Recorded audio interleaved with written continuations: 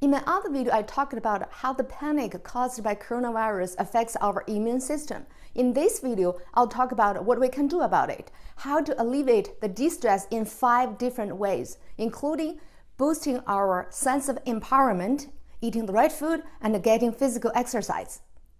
Yes, in this book, Man for Himself by Eric Fromm, he points out that human beings' painful tension can be caused by the following 5 most basic demands when not satisfied: hunger, thirst, the need for sexual satisfaction, sleep, and bodily exercise. Number 1, accept reality as it is rather than try to change it. Most people look at this coronavirus outburst as a rare event, just like 9/11, SARS, or Brexit.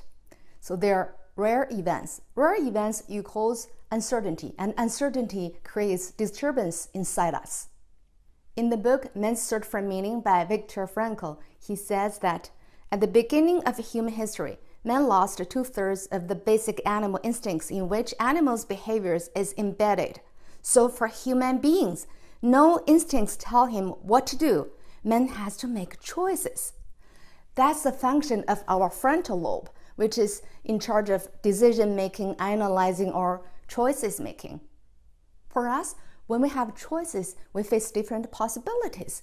Different possibilities also means uncertainty. As I mentioned earlier, uncertainty creates disturbances inside us. So we set up rules about the things outside us, what are supposed to happen, what are not supposed to happen. So when the things are not supposed to happen, like SARS, 9/11, or this coronavirus, we're shocked. Obviously, the world runs on its own course. When we complain about this coronavirus outburst, so subconsciously we were trying to reverse the event. We want it not have happened, which is impossible. So that creates distress and frustration. When we accepted reality, we shifted energy to what we can do about it. When we concentrate on the things under our control, we don't feel that powerless anymore.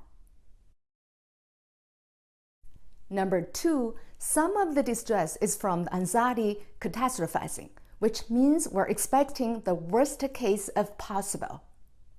We check on our cell phone constantly for the confirmed new cases and the death toll, and then we would imagine that we would be one of the new confirmed cases, and then we would die. Anxiety catastrophizing is a skill to protect us, and it roots from our childhood when we were helpless. But we're not helpless children anymore. There are things we can do about it, like trying to study what's the virus and what's the real problem, not the thoughts in our mind what's happening. Think of the worst period of your life. Had the worst scenario you had expected happened? Probably not. Then we can realize that we did have the ability to handle the worst situations in our life. So now we can trust ourselves, have some ability to handle the current for some extent. This can boost our sense of empowerment. Number 3, the anxiety from the fear of death. Not the normal fear of death, which every human being experiences in contemplation of death. Eric says that, but a horror of dying by which people can be possessed constantly. This irrational fear of death results from the failure of having lived. It is the expression of our guilty conscience for having wasted our life and missed the chance of productive use of our capacities. To die is poignantly bitter, but the idea of having to die without having lived is unbearable. I feel sort of relief after reading this, because I definitely have the irrational fear of death in me. I thought that's just the normal fear of death. But now I'm very happy to find out that there is something I can do about it, which is just to try to live an authentic life. I can give life to the emotional and intellectual potentialities of myself. Of course, that starts from knowing myself, learn about myself. Number 4, eat the right food. I'll make it simple and easy. Let's just put food into 2 different categories, raw foods and processed foods. Try to eat raw foods as much as possible, and the organic ones are better. So for processed foods, there are always preservative or sugar or salt or color or other chemicals added. And plus, the nutrients are lost or damaged during the processing procedure. Raw foods are real foods. They provide our body with real nutrients and enhance our strength to fight. Number 5, bodily movements or exercise. That's one of the most basic body demands. Have you wondered why we have these big buttocks? They're not designed for sit. They developed during the long-distance run in hunting. Sometimes exercise turns people off, so just think of movements.